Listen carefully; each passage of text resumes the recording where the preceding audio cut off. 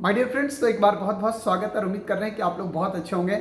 मेरे future doctors, मैं आपको बताना चाहूँगा कि तमिलनाडु गवर्नमेंट की तरफ से एक एंटी नीट बिल भेजा गया है। जी हाँ, सेंट्रल गवर्नमेंट को एंटी नीट बिल भेजा गया है। हालांकि इसकी चर्चा लास्ट ईयर से ही हो रही थी। अगर आपको याद होगा तो लास्ट ईयर भी तमिलनाडु के गवर्नमेंट ने बोला था कि मैं जो है वो नीट का एग्जामिनेशन कंडक्ट तमिलनाडु में नहीं कराना चाहता हूँ। लेकिन लास्ट ईयर जो है वो गवर्नर ने उनके बिल को रिजेक्ट किया था। बट इस बार दोबारा जो है वो सरकार ने गवर्नर को भेजा है और तमिलनाडु की गवर्नर ने सेंट्रल गवर्नमेंट को ये प्रोजेक्ट भेज दिया है।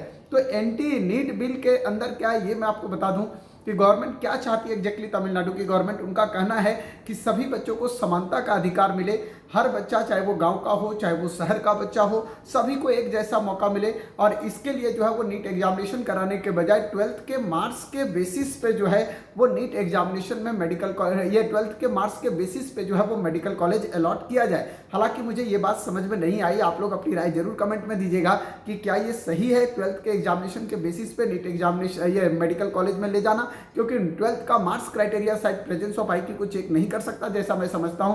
तो समझता हूं कि ये एंटी नीट बिल जो तमिलनाडु की गवर्नमेंट ले रही है एक्शन, ये बिल्कुल गलत एक्शन है। शायद सेंट्रल गवर्नमेंट इसको पारित करेगी नहीं मेरे हिसाब से, लेकिन देखते हैं फिर भी क्या होता है। बट अगर ऐसा हुआ तो इसका इंपैक्ट बहुत सारे स्टेट में पड़ना शुरू हो जाएगा। बहुत सारे स्टेट चाहेंगे, जैसे यूपी है वो चाहेगा कि यूपी सीपीएमटी जैसे पहले होता था वैसे ही हो। दिल्ली वाला चाहेगा डीपीएमटी जैसे होता था पहले हो। फिर बिहार वाले चाहेंगे कि भैया बीसीसी ये आपका जो बीसीसी का एग्जाम होता था वैसे हो। झारखंड वाले भी चाहेंगे कि झारखंड सीईसी का जो एग्जाम होता था वैसे हो। तो इस तरह से वेस्ट बंगाल मेडिकल पीएमटी का एग्जाम जैसे होता वैसे हो। तो सारे स्टेट अपोज करना शुरू कर देंगे, क्योंकि बेसिकली जो पहले स्टेट लेवल और ऑल इंडिया लेवल का एग्जामिनेशन होता था तो उसमें बच्चे को एटलीस्ट 2 मौके मिलते थे या उससे ज़्यादा भी मिलते थे। बहुत सारे बच्चे बीएचयू का फॉर्म अलग भरते थे, एम्स का फॉर्म अलग भरते थे, जिपमर का फॉर्म अलग भरते थे। कहीं इधर एक दिन एक खराब हुआ तो हो सकता है उसका दूसरा दिन अच्छा हो। बहुत बच्चों का प्रिपरेशन अच्छा होता था लेकिन लास्ट डे में सिलेक्शन नहीं हो पाता था। वो 3 घंटा प्रेशर होता है। तो मुझे लगता है कि गवर्नमेंट को या तो 2 अटेम्प्ट कर देना चाहिए नीट को, या तो फिर स्टेट अथॉरिटी को भी जो है वो नीट एग्जाम कंडक्ट करने का मौका दे देना चाहिए जैसे पहले होता था, ताकि बच्चों को ज़्यादा मौके मिल सके। जेई वालों को भी तो मौका मिल रहा है, तो दिक्कत क्या है नीट वालों के साथ? नीट वालों के साथ क्या प्रॉब्लम है? मेरे फ्यूचर डॉक्टर्स लोग, आप लोग भी तो कम से कम डिजर्विंग हो यार। कोई जरूरी नहीं है कि वो 3 घंटा के बाद जो है वो डॉक्टर बनने लायक नहीं है, ऐसा तो है नहीं। बिल्कुल हो सकता है कुछ 3 घंटे में उस पर प्रेशर आ गया, उसने क्वेश्चन का स्टैंडर्ड अलग देखा और नहीं झेल पाया।